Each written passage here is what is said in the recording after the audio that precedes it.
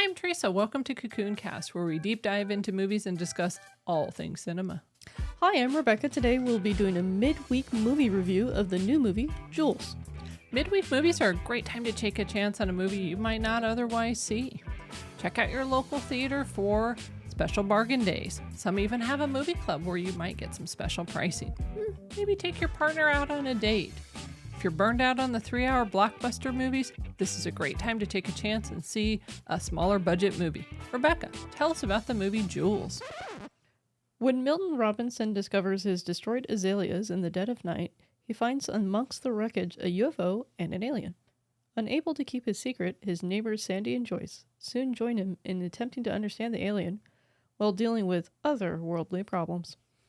Rebecca, let's talk about this movie. This is a little bit of a smaller release. It just came out on August the 11th, just a few days ago, and we saw it just a few days after that. Tell us what your thoughts were in choosing this movie. I was originally sold on this movie because I'm a huge fan of the trope, alien comes to town, tries to understand Earth. You sold me on this movie when you told me who was involved with it. I actually went into this movie blind. I had not even seen the trailer. All I had seen was a brief synopsis, and you told me a little bit about the production crew. Well, I know for me, I wanted to see it, and there are mixed commentaries about this movie, going in blind, but still hearing the description of the movie. Some people label it as a comedy. I would definitely say if we call it a comedy, it's a dry comedy. Also, some sources refer to it as a drama. However, I think it was more funny. It was definitely funny. The wit was dry. Can't touch her. She shouldn't know. We gotta trust her. There's nothing else we can do. You could kill her. Kill me? You can't kill me. I'll kill you. That's what I'll do. Guys, stop it. Like Ben Kingsley. Jane Curtin, back in the day, Saturday Night Live, that same Jane Curtin, she's one of his neighbors. And your person, BB from Frasier, right? Harriet Sansom Harris, she's also one of his neighbors. And newcomer, alien on the block. Doesn't say much. Really doesn't say doesn't say too much. But I enjoyed the movie. It was a relatively short movie, about an hour and a half, PG-13, a little bit of language. Definitely some language. Some strong language, but not too much of it, but just enough to kind of tilt it over to PG-13 rating. So what were you liking about it, Rebecca? I like the fact that it was a nice, fluffy little movie. It definitely delved into some deeper topics, especially a lot of the main cast is older. Correct. And they don't shy away from talking about being older, how it's changed their lives, and how it's affected them in their relationships with even, say, the younger generation. Well, and there's some overlap in terms of all of the primary actors that we just discussed in their 70s, I believe. And Ben Kingsley, I believe, is 79, so later 70s. And just the topics that you and I would have discussions with in terms of with our aging parents and, you know, in your case, probably grandparents, but getting older, relationships with their children, relationships with one another, some cognitive challenges that some of the characters are having, real issues that we deal with. Not just, you think everything's great until the alien shows up in the backyard. But honestly, they were having life experiences and real life challenges before the alien showed up. The alien, I would say, didn't bring to light those things, but I would say, you and I were laughing about the alien was the ultimate listener. Yeah. And they had, talk about transference, right? The alien was just absorbing everything that they were saying, but it was a great way for them to have these discussions. I feel like the alien really facilitated the need for That's these a good discussions. word, the facilitate. You brought up an excellent point earlier, which is it wasn't like everything was fine until the alien crash landed in Milton's yard. Correct. Because that happens all the time, clearly. It's a very small town. These things happen. These things happen. But I think that the fact that the alien came sooner rather than later, and Milton talks about getting old and dying is not something that he wants to do, but it's going to happen either way. Well, correct. Whether the alien lands in your backyard or not, we will die. And I think that's a good point, though, that because everything wasn't perfect, and I think that that's the part that just fascinated me. Ben Kingsley's character, Milton, just made friends with the alien. It was just And it there. felt so normal. It was, he goes in the backyard, there's a ship, he's more worried about his azaleas than he's worried about anything else. Calls 911, they think he's crazy, which is obviously a commentary on our older society. It's like that's the first thought we have. But then it's the alien's cold. He gives him a blanket. He feeds the alien. It's just and there was no part where I'm like, oh my gosh, there's an alien in Ben Kingsley's backyard. It was just like, It was like, oh, it's there's just an alien normal. there. Okay, I guess he's going to be really nice to it. That's nice. Well, and the alien was nice, thankfully. There's one moment that's particularly jarring in this film. And I think it really says something about the environment where it's created that people want to help each other. And the one moment that it isn't happening, it's almost shocking. And it really shows just the difference between humans and how they treat other humans, especially as they become older. Well, and I don't think it was only about being older. However, I think that was definitely a theme, definitely a conversation. You talked about the friendships between the three individuals, and each person was so different, but how they came together, their relationships improved as a result of this alien that crash landed in the azaleas. Yeah, there are two characters that definitely at the beginning of this movie you can sense the hostility Correct. between them. But as they learn to find that commonality, you can see why necessarily they wouldn't like each other, but they start to realize all the things that they do have in common with each other. And I think that's a really sweet touch. I agree. It had a sweet tone to the movie. And you really felt for these characters. We're talking an hour and a half, short movie, interesting premise. And I walked away saying, I really cared about these people in the end. Yeah, there wasn't a character that I wasn't like disappointed with, that I'm like, why is this character here? They don't contribute anything to the story, or I'm not trying to see their point of view. Well, and it's a lean cast. It's a very tightly scripted, Yes. tightly cast, just concise movie put together. Well, and we talk about midweek movies are an opportunity if maybe you're burned out on the 2.5, 3 hour movies. Understood. We love those movies, and we hope our cinema community loves them too. But hey, in the middle of the week, if you're working or going to school, or you're just, maybe you're just not in the mood to go see a 3 hour movie on a work day. Or you just don't want a movie where the world is literally ending every time you flip on the projector screen. Correct.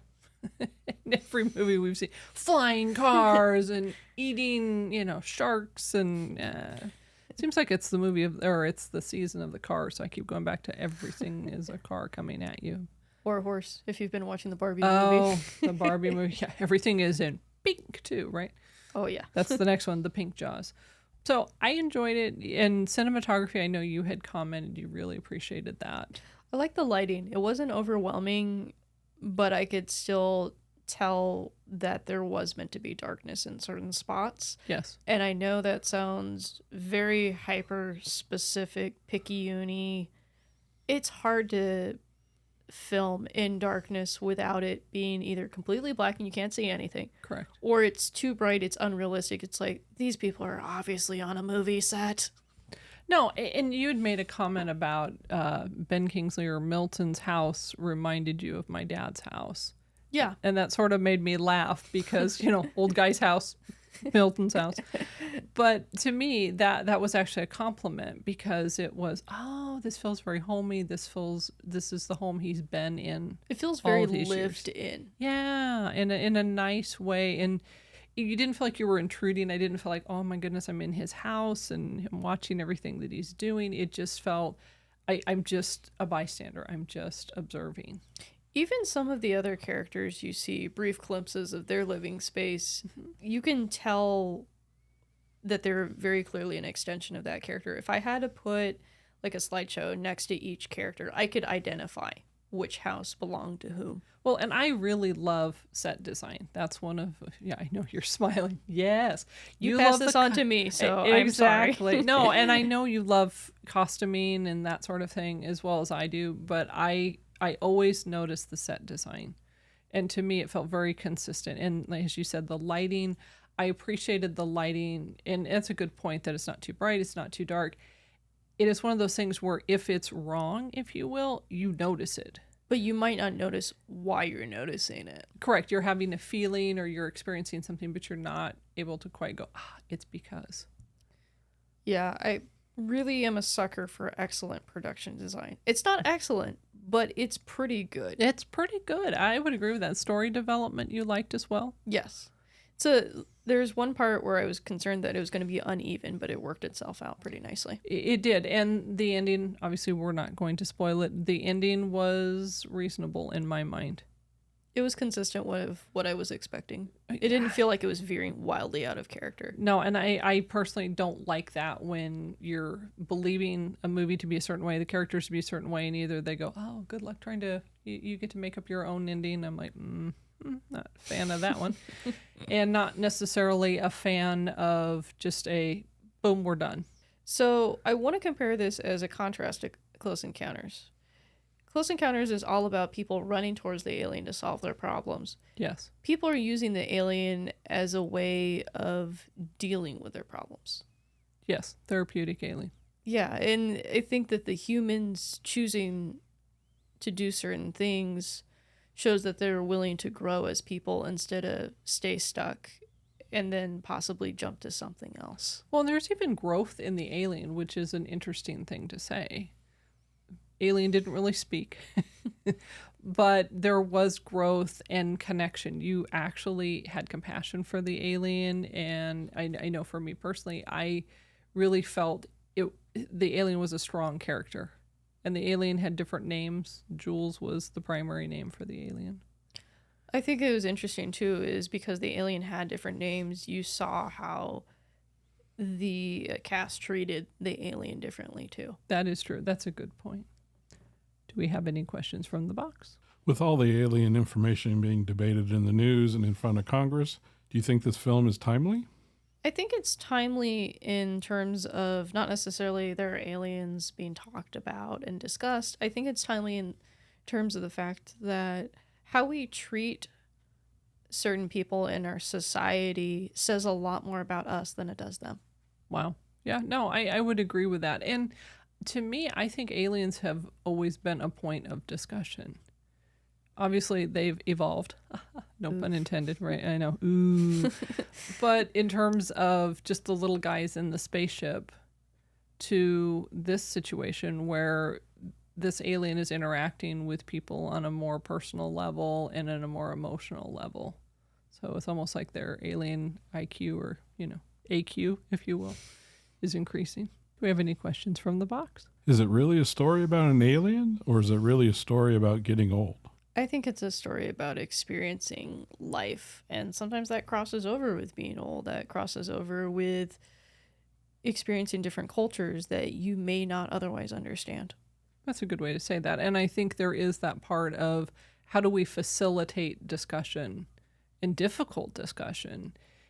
And it's interesting because some people would say, oh, well, you talk to your therapist about that, or oh, you talk to your spiritual advisor about that.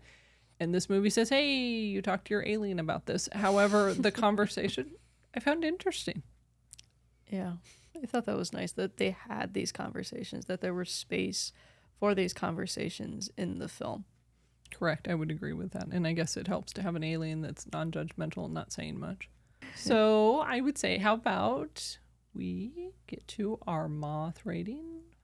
As usual, our moths are flying, 1 to 5 moths. Where do your moths land on our midweek review?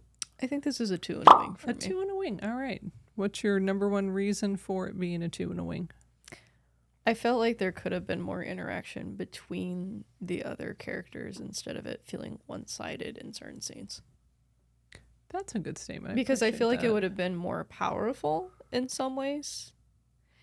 And I think the film is leading itself to those conversations, and then it just drops it.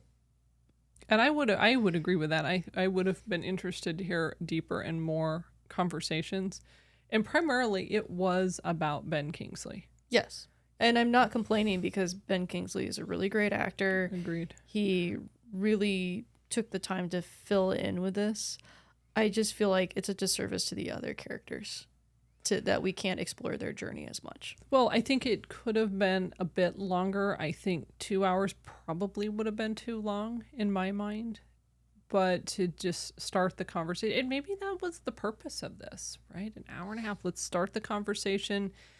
We're still talking about it. That's very true. So maybe that's the intent of, the director and the screenplay that was written as it was. That's fair. And we've gone on blind, so we don't know what's being said about this film from the production team. Correct. And I'm sure they're talking. Well, and I would say for me, it would be probably 2 and a wing as well, right? And not just because I like doing the wing, but I think for the reasons that you stated, and to me, the conversations are conversations that people do need to continue to have. I definitely give it wings for creativity in terms of using an alien in this aspect. And it didn't make the alien feel silly either, which I appreciate, or kind of comical, or, the word we like to use, cheesy. It felt respectful to the alien. And if you have an affinity toward aliens, I don't believe that you would be offended by this movie.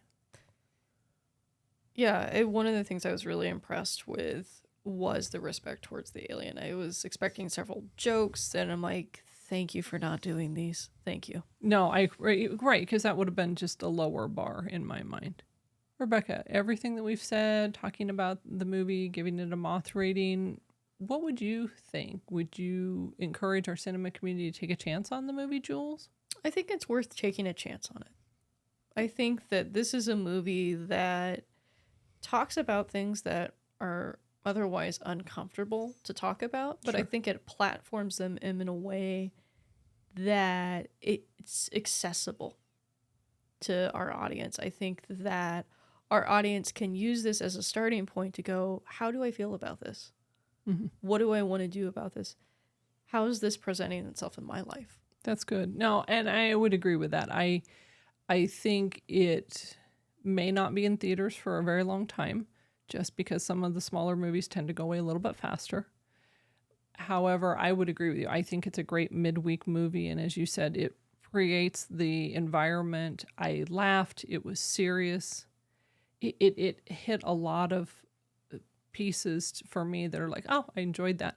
I also enjoyed the acting as well. I think lesser actors and actresses may have really torn this movie down in a way that I wouldn't have enjoyed it nearly as much. I feel like a weaker cast would have made it silly. And the material Correct. is not silly. Mm-hmm. It's funny, but some of it, the humor is just derived from the things existing as they are. Correct, right. Yeah, I would Sometimes agree you with just have to commit to the bit and let the bit settle and have the audience react to it. that. I agree with that. Thanks for joining us on this midweek review. We're always excited to create experiences that bring our cinema community together. Come back to the channel this Saturday for our weekly show where we will cover The Blue Beetle, and on our Retro Rewind, Shazam. Please remember to like, subscribe, and to share our channel. If you enjoyed this week's midweek review, you might check out last week where we reviewed Gran Turismo and Ford vs. Ferrari. And remember, cinema community, movies are Better together. Thanks for watching. See you next week.